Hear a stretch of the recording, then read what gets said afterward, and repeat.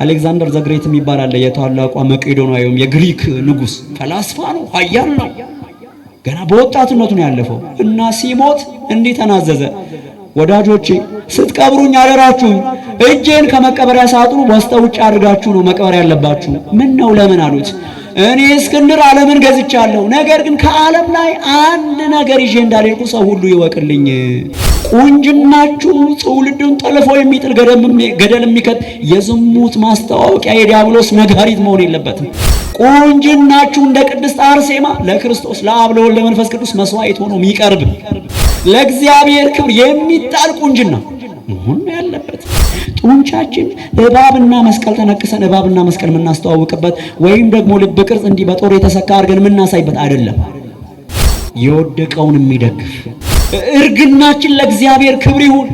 ሀገር የምንመርቅ ሀገር የምንባርክ ሕፃናትን የምንመክር መንገድ የምናሳይ አረጋውያን እንድንሆን እንጂ ሐሜትና እርግማን ቂምና ተንኮል በቀል ለልጆቻችን የምናወርስ አንሆን። አብ ወወልድ ወመንፈስ ቅዱስ አሐዱ አምላክ አሜን።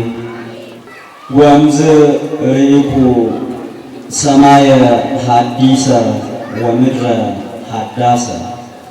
እነሆ አዲስ ሰማይና አዲስ ምድርን አየሁኝ። የዮሐንስ ራእይ ምዕራፍ 21 ቁጥር 1። ከጌታችን ከኢየሱስ ክርስቶስ 12ቱ ሐዋርያት መካከል አንዱ የሆነው በልዩነት ደግሞ ጌታ ይወደው የነበረ ተብሎ የፍቅር ስም የተሰጠው ዮሐንስ። ስለ ዮሐንስ እናንተ ብዙ ስለምታውቁ ብዙ አይደላችሁም። ነገር ግን ከዚህ ከራእየ ዮሐንስ መጽሐፍ ጋር ተያይዞ ያለውን ልበላችሁ። ዮሐንስ ወንጌላዊ በታናሽ እስያና በሰሜናዊው እስራኤል ሀገራት ነበር ወንጌልን ሲሰብክ የነበረው። ታናሽ እስያ የዛሬውን ቱርክ የምትባለውን ሀገርና ምስራቅ አውሮፓን እንደዚሁም ደግሞ ሰሜናዊ ምስራቅ እስያን ሶሪያን የመሳሰሉትን ሀገሮችን ያካልላል ወይም ያጠቃልላል። በዚህ አካባቢ ወንጌልን ይሰብክ ነበር ሀገረ ስብከቱ ያ ስለነበረ።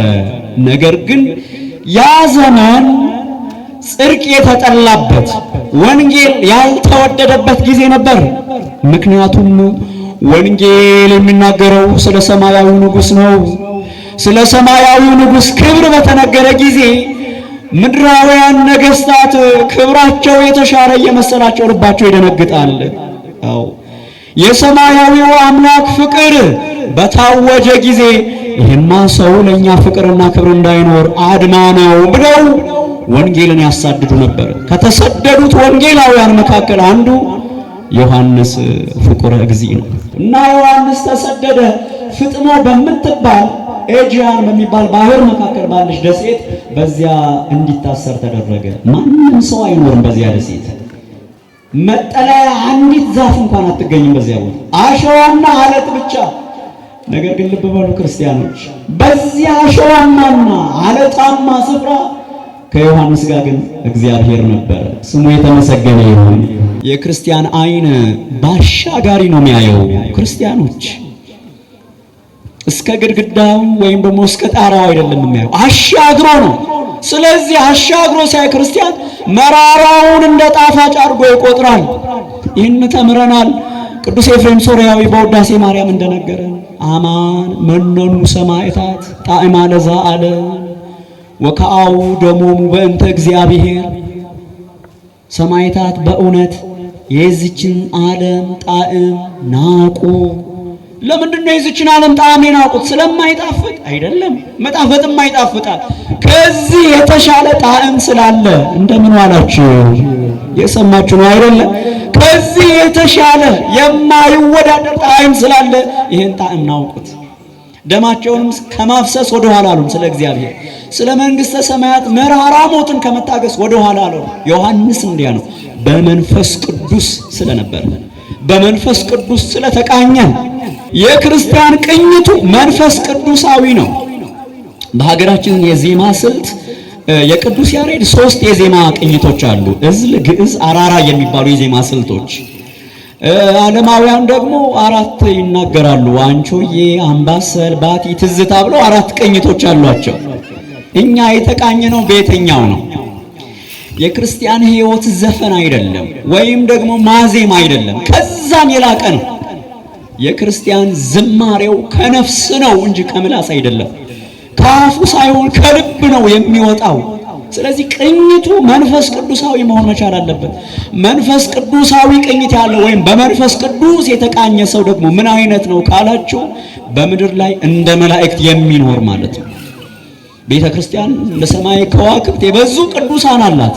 ቅኝታቸው መንፈስ ቅዱሳዊ ስለሆነ እስከዛሬ ድረስ የሚዘከሩት፣ የሚታሰቡት፣ የምናከብራቸው በረከታቸው የቅዱሳኑ ከሁላችን ላይ ይደርብን። ታዲያ ዮሐንስ ከእግዚአብሔር ጋር ነበር። ስለዚህ እግዚአብሔር መድኃኔ ዓለም መጻኢውን ሁሉ ገለጠለት፣ እስከ ዳግም ምጽአት ያለውን ምስጢር። ታዲያ ዛሬ ምናየው ከዳግም ምጽአት ጋር ወይም ደግሞ ከአዲሱ ሕይወት ጋር ያለውን ጉዳይ ይሆናል። ስለዚህ ቀጥታ ወደ ምዕራፍ 21 እና 22 ላይ እንሄዳለን። ምዕራፍ 21 እና 22 የሚነግረን ስለ አዲስ ሰማይ፣ ስለ አዲስ ምድር ነው። ምንድነው አዲስ ሰማይ? ምንድነው አዲስ ምድር ካላችሁ፣ አዲስ ኑሮ ማለት ነው። እናውቀዋለን ይህን ሰማይ የተሰቀለውን ውሃ፣ ደመናት የሚመላለሱበትን፣ ከዋክብት፣ ፀሐይ፣ ጨረቃ ያስጌጡትን። ይሄ አይደለም አዲስ። በከዋክብት በፀሐይ በጨረቃ የሚጌጥ ሳይሆን የሚዋብ ሳይሆን አዲስ። እናውቀዋለን ይህንን ምድር እያለቀስን የተወለድንበትን፣ እየዳህን ያደግንበትን፣ እየወደቅን እየተነሳን የኖርንበትን፣ አዝነን ተክዘን፣ አንብተን ቆዝመን፣ አጠን አግኝተን፣ ታመን ተፈውሰን፣ ተቸግረን ደግሞ ደልጦን የኖርንበትን ይሄን ምድር እናውቀዋለን። ይሄ ምድር አይደለም ለዮሐንስ የታየው አዲስ ምድር። ምድራውያን ሰዎች በምድር እግዚአብሔርን መስለው ቢኖሩ ይወርሱታልና አዲስ ምድር አለ። ምድር የተተከለባትን ታበቅላለች፣ የማይበቅልበት ሁኔታም አለ። የተተከለውን ታጸድቃለች፣ የሚደርቅም አለ። ያቺ ሰማይ ግን ያቺ ምድር ግን የተተከለባት ሁሉ የማይደርቅባት፣ የሚለመልምባት፣ የሚሰፋባት፣ የሚያብብባት፣ ፍሬያማ የሚሆንባት፣ በበረከት የሚሞላባት ናት። ስለዚህ ያንን አዲስ አየሁ አለ። ክርስትና አዲስ የሚታይበት ሃይማኖት ነው። ክርስቲያኖች፣ ክርስትና ነገ የሚታይበት ሃይማኖት ነው። ክርስትና የትናንትና ቁስላችን ብቻ እያየን እየየ የምንልበት አይደለም። ሀበነ እግዚኦ አዕይንተ አእምሮ ወትረ ኪያከ ይርአያ። አቤቱ ጌታ ሆይ ዘወትር አንተን እንድናይ የእውቀት አይኖች ስጠን። እግዚአብሔር አይነ ልቡናችንን ያብራልን። አውሩ አዕይንቲክሙ ለበገሃድ ከመ ታእምሩ ፈቃዶ ለኢየሱስ ክርስቶስ። የክርስቶስን ፈቃድ ታውቁ ዘንድ ክብሩ እንዲገለጥላችሁ የሥጋ አይኖቻችሁን አሳውሩ። የክርስቲያን አይኑ ገርበብ ማለት አለበት፣ መርጦ የሚያይ። አያችሁ፣ ያኔ እንደ ዮሐንስ አዲሱን ያያል። አዲስ ከፊት የሚታይበት ደግሞ ሳይታክት ይጓዛል። ሕፃን ልጆቻችሁ ስታሳድጓቸው አላያችሁ? ገና ከዳዲ ተነስተው በእግሮቻቸው መቆም ሲጀማመሩ ድክ ድክ ማለት በሚጀምሩ ሰዓት እናት ከወዲያውኑ ናና ትለዋለች። ወፌ ቆመች፣ ወፌ ቆመች እያለች። አባት ከወዲያውኑ ና ይለዋል። አባቱን እያየ ወደፊት ሲሮጥ እናቷን እያየች እሷ ጋር ለመድረስ ወደፊት ስትሮጥ ያ የተዘረጋውን የወላጁን እጅ ለመያዝ ሲገሰግስ አይወድቅም። ወደ ጎን ዞር ሲል ግን ፍንግል ይላል። እንደምን ዋላችሁ? ይህም በዘወትር ጸሎታችን ጌታ ያስተማረን አቡነ ዘበሰማያት ይትቀደስ ስምከ። ከዚያሳ ምንድን ነው? ትምጻእ መንግሥትከ። ምን ማለት ነው? መንግሥትህ ናፍረድ እኮ ነው። ናውረድ ናፍረድ ይሻላል። አዎ ይሻላል። ልባችሁ አይታወክ። የሚመጣው አምላካችን ሊያቅፈን እንጂ ሊገፈተረን አይደለም። በስሙ የተጠራን መንጋዎቹ ናቸውና እኔ በጎችን በየስማቸው ጠራቸዋለሁ። በስማቸው ጠራቸዋለሁ ማለት ነው አውቃቸዋለሁ። የኔ የሆኑትን በቤት የመተውባቸውን ያፈሰሱትን፣ አዎ በጡንቻቸው አይደለም በእኔ ስም የተመኩትን አውቃቸዋለሁ። ያውቃቸዋል አምላካችሁ። ስለዚህ እናርፍ ዘንድ ከዚህ አስጨናቂ ምድር ትውልዱ ያርፍ ዘንድ ያዳም ዘንድ ያርፍ ዘንድ የጌታ ዳግም ምጽአት ያስፈልገናል። ሌላው ምን አለ? በአዲሱ ሰማይ በእግዚአብሔር ላይ የሚያምፁ ሰዎች በዚያ አይገቡም። ተመርጠው ነው የሚገቡት በአዲሱ ሰማይ። ማንም ዝግ ብሎ እየተተለተለ አይገባም። ማንም አይገባም። የሚገቡ አሉ። ማናቸው እነሱ ካላችሁ ባለስልጣኖቹ። ወንጌላ ዮሐንስ ምዕራፍ 1 ቁጥር 12 ምንድነው ያለ? ያ ቃል ወደ ወገኖቹ መጣ፣ የገዛ ወገኖቹ ግን አልተቀበሉትም። ለተቀበሉት በስሙም ለሚያምኑት የእግዚአብሔር ልጆች የሆኑ ዘንድ ስልጣንን ሰጣቸው። እንደምን አመሻችሁ። ምን ሰጣቸው? የማን ልጆች የሆኑ ዘንድ። ስለዚህ በአዲሷ ሰማይና በአዲሷ ምድር የሚገቡ ማን ናቸው? እናንተ የእግዚአብሔር ልጆች። እነ ወለተ ሥላሴ፣ እነ ገብረ ሥላሴ፣ እነ ገብረ ሚካኤል፣ እነ ወለተ ሚካኤል፣ እነ ወለተ ማርያም፣ እነ ኃይለ ማርያም፣ እነ ገብረ። እንደምን አመሻችሁ። ክርስትና ስም አላችሁ አይደለ? አንድ ነገር ትዝ አለኝ። ሰውየው ክርስትና ስሙ ጠፋበት። አብይ ጾም ደረሰ። ደግሞ ምኑን ጥሬ ከብስል ሲያግበሰብስ ነው ይኖረውና መቼም ቅበላ ቀን ኮዳ ይዘን ነው ቤት የምንመጣው ጸበል ለመረጨት እና ሲጸበሉ አይቶ አባኔን ምርጩን ጾም ሽር ያለው አለ። ሴትየዋ ወለተ ማርያም ስትረጭ አይቷል።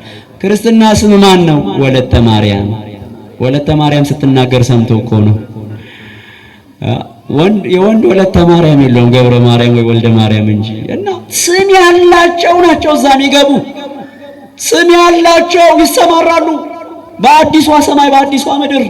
ስለዚህ አመፀኞች እግዚአብሔርን ያላከበሩ ወደዚያች አይገቡም፣ ትርው አይሉም። ቁጥር 8 እንዲህ ይላል፣ ዳሩ ግን የሚፈሩና የማያምኑ የርኩሳንም የነፍሰ ገዳዮችም የሴሰኛዎችም የአስማተኛዎችም ጣዖትንም የሚያመልኩ የሐሰተኛዎችም ሁሉ እድላቸው አለ በዲንና በእሳት በሚቃጠል ባህር ነው። ይኸው ሁለተኛ ሞት ነው።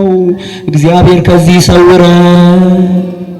ያ ብርሃን ኢየሱስ ክርስቶስ ነው። በአዲሱ ሰማይና በአዲሱ ምድር የሚያበራው ብርሃን ኢየሱስ ክርስቶስ ብቻ ነው። ይሄንን ዮሐንስ አየ። ሌላ ምን ያ ሰው ሁሉ ከእግዚአብሔር ጋር ስለሚኖሩ ያቺ አዲሷ ሰማይና አዲሷ ምድር በሮቿ በቀንና በሌሊት አይዘጉም ማለት ንገሩ። በሮቿ በሉስኪ በቀንና በሌሊት ምን አይሆኑ? የማይዘጋ በር ታውቃላችሁ? ቤተ ክርስቲያን ራሱ ይዘጋል። አሁን ሰው ሲወጣ ይዘጋ፣ እዛ አይዘጋም። ሁሌ አይዘጋም። እዛ ቤት ሲያልሄድ ካላችሁ ሰዓት አልደረሰም እንዴ አትሉም? ክፍት ነው ሁሌ። ጥበቃ አይቆምም። ለምንድን ነው አይዘጋ? ሰው በሩን የሚዘጋው ለምንድን ነው? ክርስቲያኖች ስጋት ስላለበት እኮ ነው። አይደለም ወይ? አሁን ለሊት ዝም ግቢዎቹን ከፍታችሁ ካላችሁ መስኮት በራችሁን ብርግድግድ አድርጋችሁ አትተኙ። ለምን እንዴ?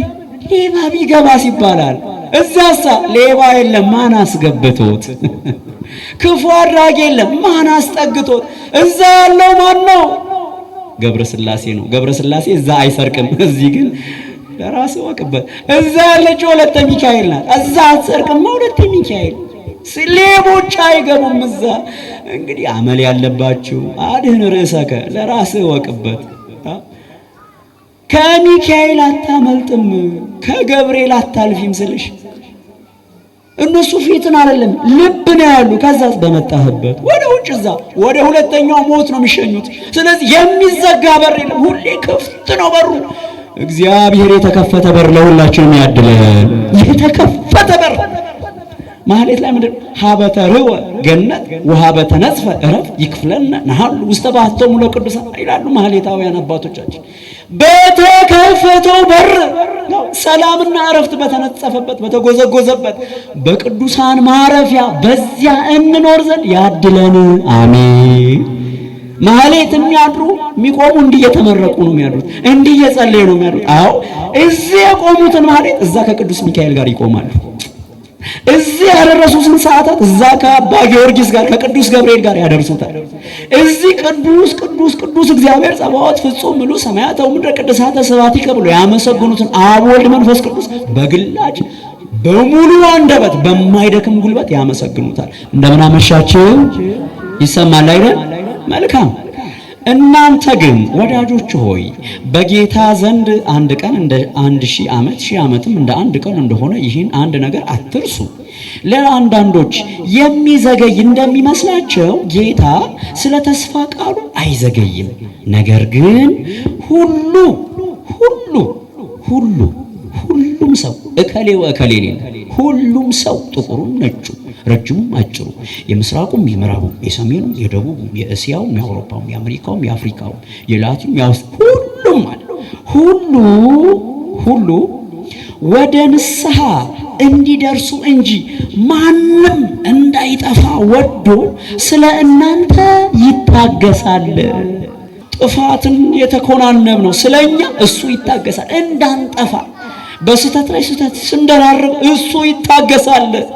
ማንም እንዳይጠፋ እንተባበር። እስኪ እግዚአብሔርን በምን እናግዘው ካላችሁ ክፋትን በመተው እርኩሰትን በመጣል በቻልነው መጠን በቅድስና በማጌጥ እስኪ እግዚአብሔር ቶሎ እንዲመጣ እናግዘው። መምጣት ተስኖት አይደለም፣ እንዲሁ ከመጣ ቢከፍቱት ተልባ ነን ብዙዎቻችን። ስለዚህ ወደ ውጭ እንዳንጣል ወዶ ስለ እናንተ ይታገሳል። የጌታው ቀን ግን አለ እንደ ሌባ ሆኖ ይመጣል። በዚያ ቀን ሰማያት በታላቅ ድምፅ ያልፋሉ፣ የሰማይ ፍጥረት በትልቅ ትኩሳት ይቀልጣል፣ ምድርም በእርሷ ላይ የተደረገው ሁሉ ይጠፋል። ስለዚህ ምን እንሁን? በቅድስና እንመላለስ።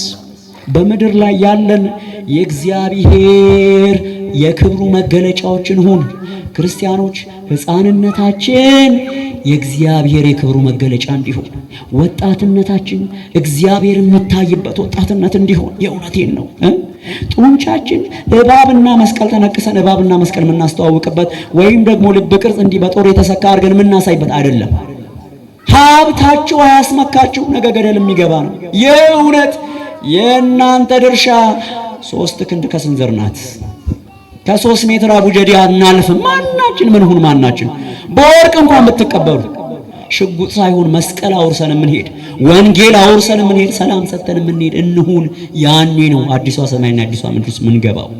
በአዲሷ ሰማይ በአዲሷ ምድር ተሰብስበን ደግሞ ከእርሱ ጋር የምንኖር የምናመልከውና የምናከብረው እሱም አምላክና አባት እንዲሆንልን አምላካችን ቅዱስ ፈቃዱ ይሁንልን። የሰማነውን ለጥቅማችን ያደርግልን። ይቆየን። ወስብሐት ለእግዚአብሔር።